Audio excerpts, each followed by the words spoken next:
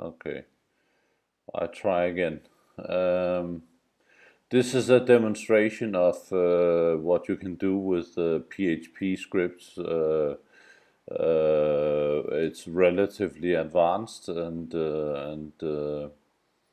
relatively safe. Of course, I change all the passwords, but the most important thing is that you now I use get. Get is not, of course, effective. It's not a good thing to do because it's in the history of your browser. So use always post. Don't use get. But this is one of my older scripts, so I use get, but use post. Then again, I have incorporated translation scripts. Translation scripts are you can make them in various ways. I will show you how I do it. I do it with functions, and it works very well. It goes very fast, and the user don't feel it when they are executing your website. And the same with the SQL login script. They don't feel it. So this is important. If we go down, you will see that in this particular script here, it's quite advanced because it's a public system where the pupils are registering themselves. Yeah. So the first thing I do is I check if we are on the right public institution, and if we are not, I kill the script. You will see that here. The next thing is that I set up files. Those files are relatively advanced, and you have to really you have to you really have to think and consider when you do this kind of files, because first of all it can fill up your server, and secondly the data is of course important. Yeah. So in this case I set up a CSV file, as you can see here. And if we go further down, I set up another file. And here are something which is very strong in PHP, which I think is much stronger than in Microsoft's system, and that's why I use PHP. I think the whole array system in PHP is much stronger than in ASP, and much more effective and much faster. So I set up some arrays here. The good thing about PHP is, sorry, it doesn't, it's not very conservative in terms of typecasting, meaning that it will be tolerant to strings and integers and numbers and so on, even though you didn't define it, and you don't see this in ASP. So this is I think this is one of the strong things about PHP. Of course, ASP is a fully grown developing system, and Microsoft have probably the best developing system in the world. But on the other hand, if you want to do something fast and you want to do it effectively, um, I don't think Microsoft is better.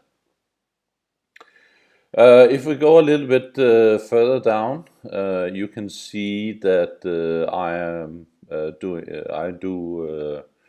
I do selects on the SQL server, and it doesn't matter if it's a Microsoft server or if it's MySQL. It's basically the same syntax, so it doesn't matter. Then I check different. I check the rows, which is very advanced in PHP. As you can see, you can do a lot of advanced things, and filtering and things like this. So basically, what I'm trying to show you is the flexibility of PHP and what you can do in PHP. What I think, this is of course my opinion. Maybe other programmers and other IT specialists will disagree. But my opinion about PHP is that it's not so conservative, meaning that, of course, here I have typecasting. You can see I have typecasting here. I typecast in an integer with a string, but you don't need to do this so much in PHP as you do in ASP.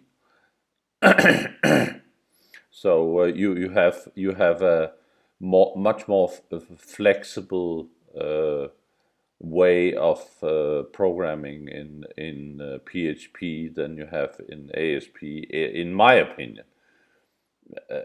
You don't have to agree with me. It's not the it's not the it's not the it's not the purpose of discussion. It's just my opinion. I also think that in PHP you have more tools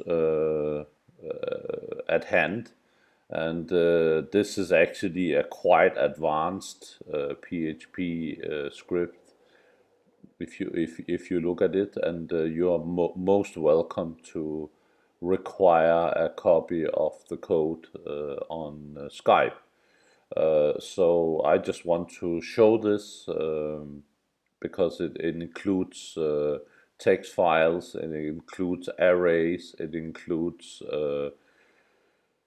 typecasting, and a lot of different things. I'm not against ASP at all. I'm not against Microsoft system at all. I just think that they made it a little bit too complicated and inefficient. Plus, it cost money. It's expensive. You have to pay, which I don't, which is not typical today. Today, if you are programming in an Xcode, Swift 2, as I am, or you're programming in an Android Studio, the new Android Studio, it's free of charge. The it's not a it's not a typical thing that you have to pay to use the database system. Of course,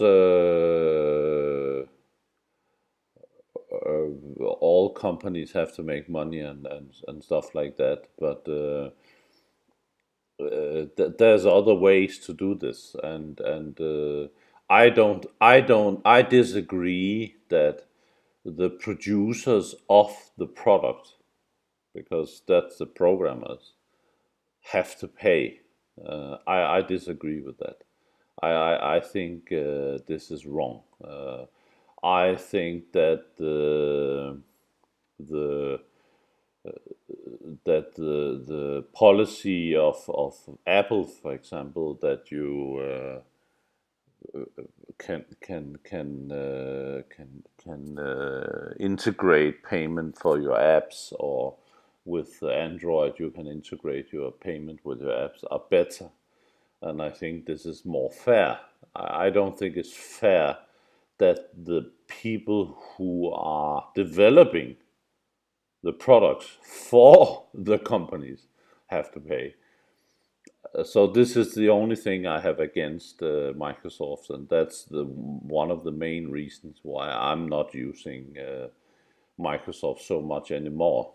I think it's unfair that the people who are actually developing the products are paying. I think that the people who are using the product should pay, not the other way around. Because there will be no products, and we see that in Microsoft phone, that they have I think 3% market share.